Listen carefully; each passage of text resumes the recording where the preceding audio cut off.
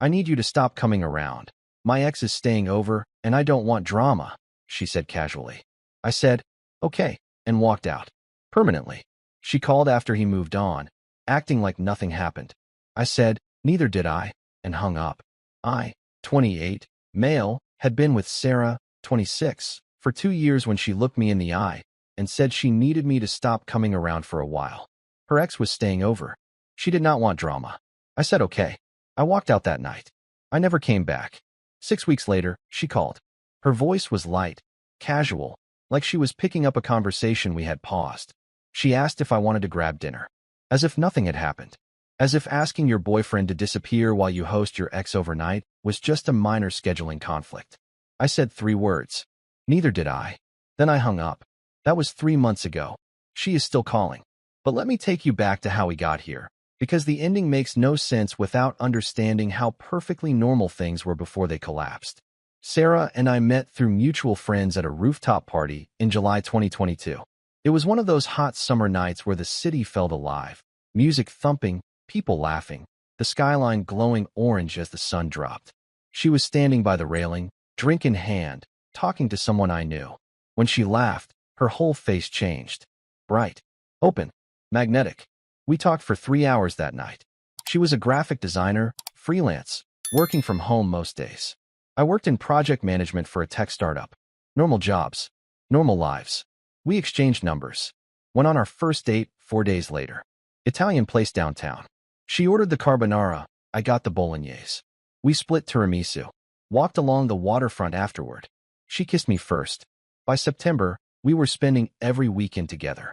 By December, we were talking about moving in.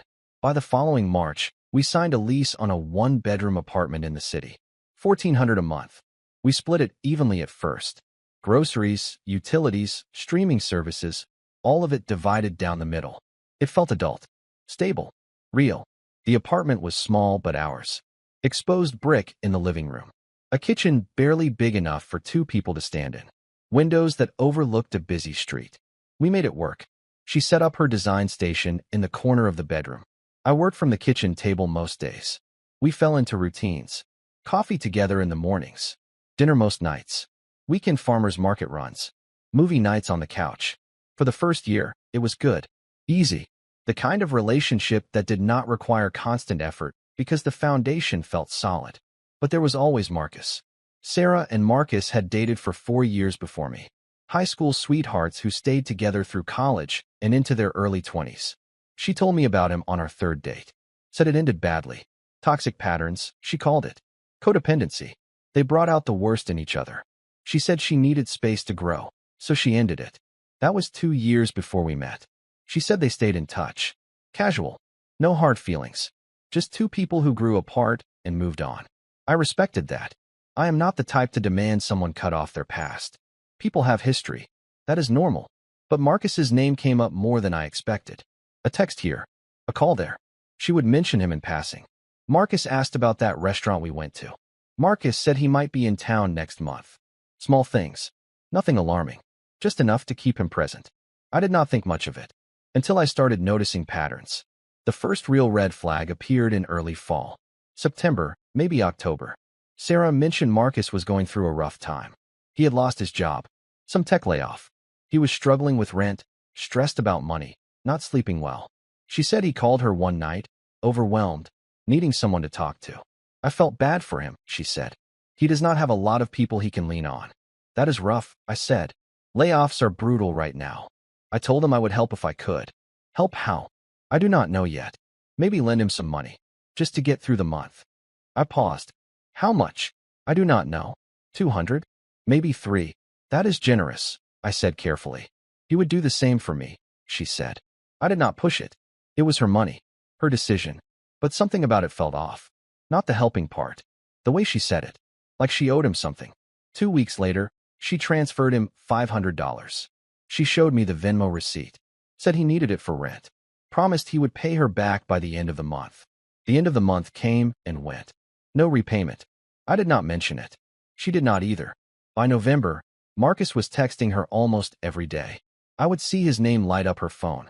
She would smile, sometimes laugh, before responding. I asked once what they talked about. Just catching up, she said. He is doing better. Found some freelance work. Still looking for something full-time. That is good, I said. Yeah, he is really trying.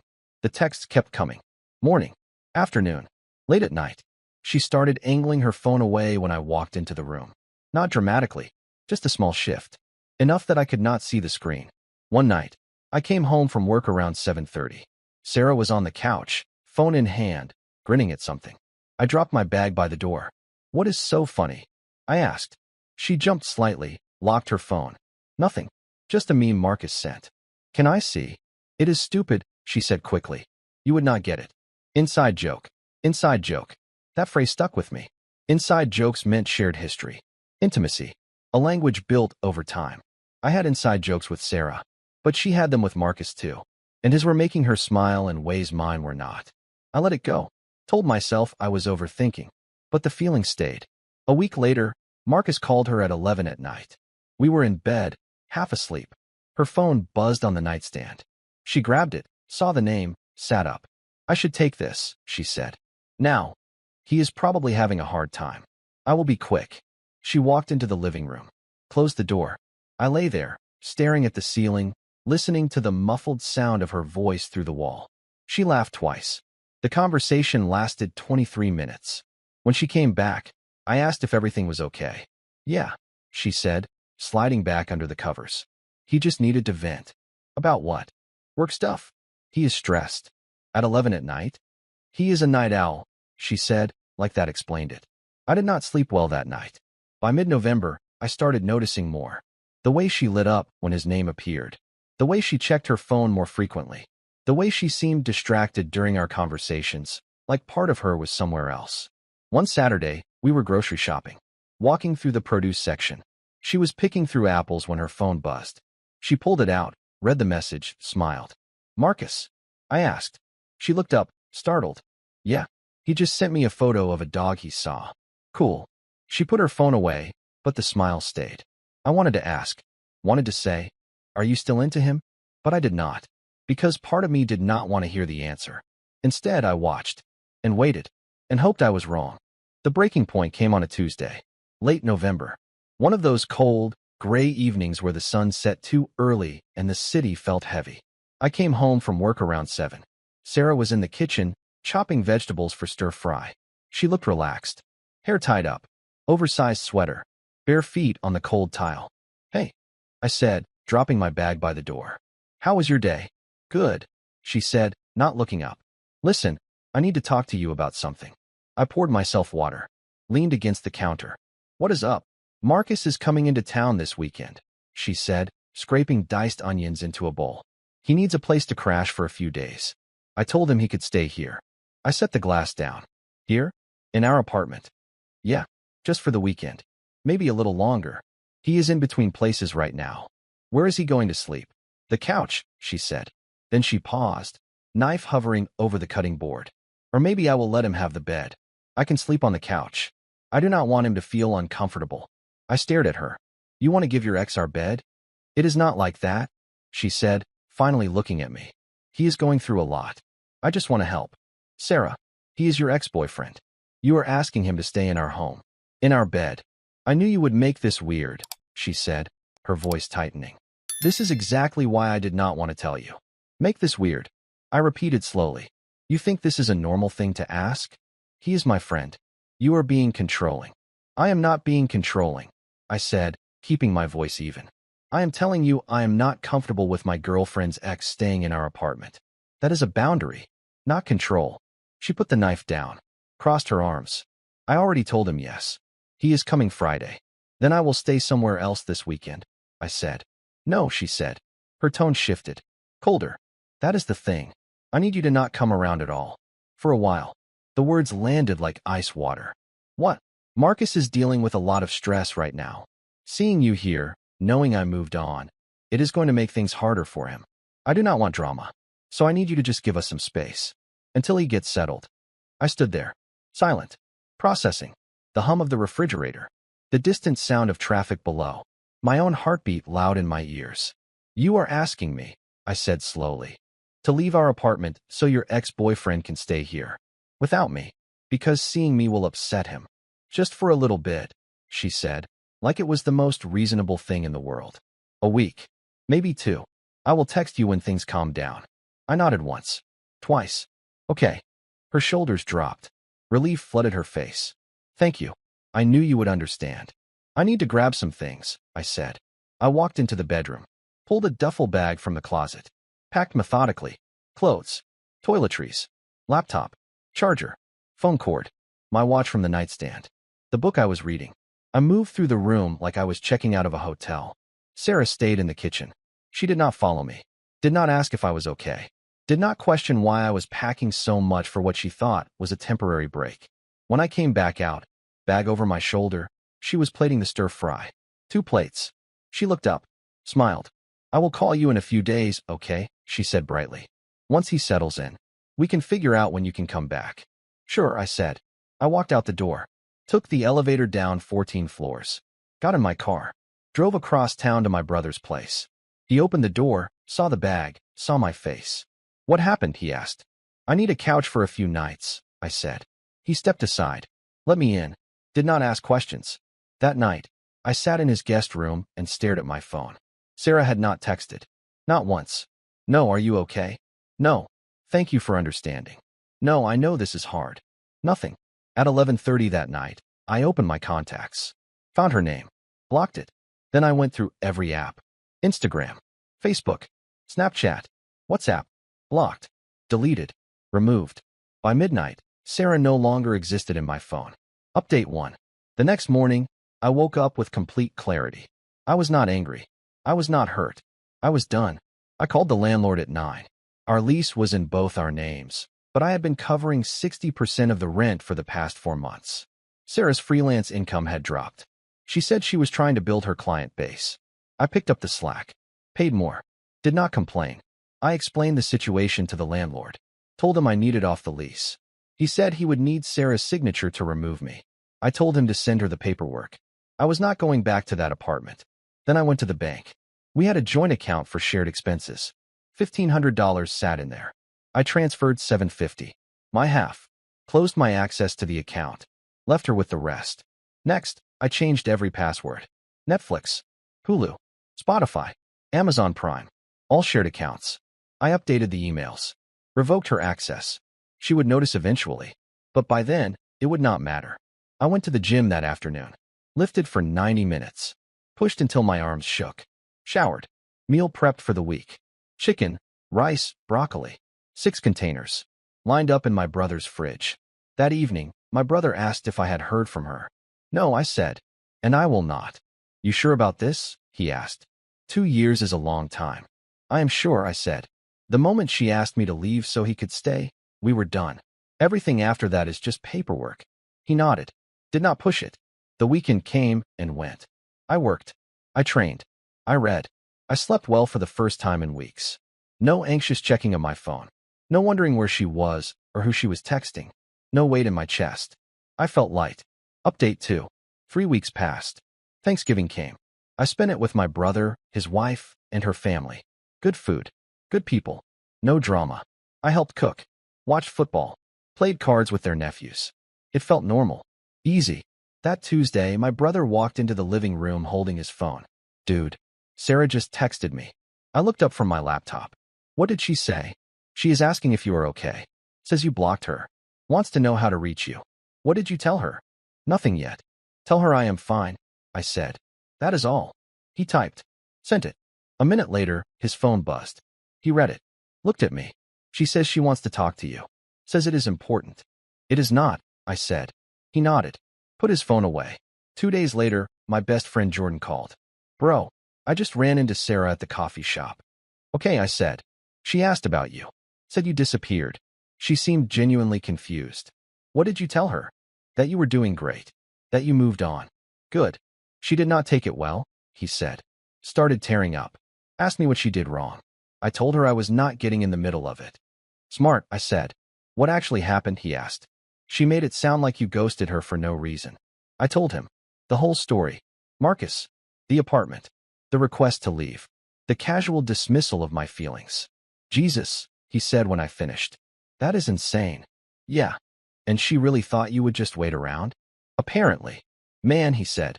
Good for you for walking. Thanks. That week, Sarah tried texting 3 of our mutual friends. 2 ignored her. 1, Jessica, felt bad and reached out to me. Hey, she said when she called. I just talked to Sarah. Okay. She is a mess. She really misses you. That is not my problem, I said. I know she messed up, but do you think you could at least talk to her? Give her some closure? I gave her closure, I said. When I left, she says she did not realize what she was asking, that she thought you understood it was temporary. She asked me to disappear so her ex could stay in our home. I said, there is no version of that where I come back. Jessica sighed. I get it. I just feel bad. Feel bad for yourself if you want, I said. But not for her. She made her choice. Update 3. In early January, my phone rang. Unknown number. I almost declined, but something made me answer. Hello. Hey. Her voice. Quiet. Tentative. I said nothing. It is me, she said. Sarah. I borrowed a friend's phone. You blocked me. I know, I said. Silence. Then why? What did I do? I almost laughed. You are serious right now. Yes. I am serious. You just vanished. I thought we were taking a break. You said okay. You said you understood. I did understand, I said. Perfectly. Then why did you leave? Why did you block me? You asked me to, I said simply. I asked you to give me space for a few days. Not disappear forever. You asked me to leave our home so your ex-boyfriend could stay there. Alone with you. Because seeing me would upset him. You prioritized his feelings over our relationship. Silence. That was different, she said finally. He needed help. He was in a bad place. And I needed respect, I said. You did not give it. So you just left? Without even talking to me? Without giving me a chance to explain? There was nothing to explain. You made your choice. I made mine. But I thought you would come back, she said, her voice breaking. I thought you understood this was just temporary. It is temporary, I said. Permanently. That does not make sense. It does to me. She took a shaky breath. Marcus left after 5 days. We got into a fight. He said I was being controlling. He moved in with another girl. Someone he had been seeing on the side. Good for him, I said. I tried to call you. You blocked me. I went to your brother's place. He would not let me in. I do not understand why you are punishing me like this. I am not punishing you, I said. I am just done. We can fix this, she said desperately. We were good together. We had 2 years. You cannot just throw that away. I did not throw it away, I said. You did. The moment you told me to leave so he could stay. People make mistakes. I made a mistake. But you are not even giving me a chance to make it right. Some mistakes do not get second chances, I said. This is one of them. So that is it. Her voice rose. 2 years and you were just walking away? I already walked away, I said. 6 weeks ago? You just did not notice. I hung up. She called back immediately. I declined. She called again. Declined. She sent a text from that same number. Long paragraph. Apologies mixed with blame. I know I hurt you, but you hurt me too by leaving without explanation. I blocked the number. Over the next 2 weeks, she tried everything. She showed up at my brother's apartment twice more. He told her I was not there. Told her to stop coming. She messaged Jordan, Jessica, 2 other friends. Most of them told her to let it go. A few forwarded me the messages. They were all variations of the same thing. Please tell him to talk to me. I need closure. I deserve a conversation. She created a fake Instagram account. Generic username. No profile photo. Sent me a message. I know this is you avoiding me. Please just give me 5 minutes. I blocked it. She emailed me. Subject line. Please read this. I saw it in my inbox. Hovered over it. Thought about opening it. Then deleted it without reading. By late January, the attempts slowed. Then stopped. Sarah had finally accepted I was not coming back. I moved into my own place in February. Studio apartment. Downtown. 10-minute walk from work. Small kitchen. Murphy bed. Big windows. $700 a month. I could afford it easily without splitting costs. I furnished it slowly. Couch from IKEA. Desk from a thrift store. Plants on the windowsill. Framed posters. I made it mine. No compromises. No shared decisions. Just my space. I started running in the mornings. 5 miles. 6 days a week. Lost 15 pounds. Felt stronger. Clearer. I read more. Cooked better meals. Reconnected with friends I had neglected. Went to concerts. Took a weekend trip to the mountains. Hiked until my legs burned. I felt more like myself than I had in months. In March, I met Leah. Coffee shop near my apartment. She was reading a book I loved. We started talking, exchanged numbers, went on a date 3 days later. Dinner at a Thai place. We talked for 3 hours. She was a nurse, worked in pediatrics, loved hiking, had a dog named Charlie. No ex-drama, no emotional baggage weighing down every conversation. We went on a second date, then a third. By April, we were seeing each other twice a week. She met my brother. I met her friends. Everything felt easy, natural. No games, no guessing. Just two people enjoying each other. One evening, we were having dinner at my place. I made pasta. She brought wine. We ate on the couch, plates balanced on our knees, some documentary playing in the background. "Can I ask you something?" she said. "Sure. You said your last relationship ended suddenly. What happened?" I thought about it. Decided she deserved honesty.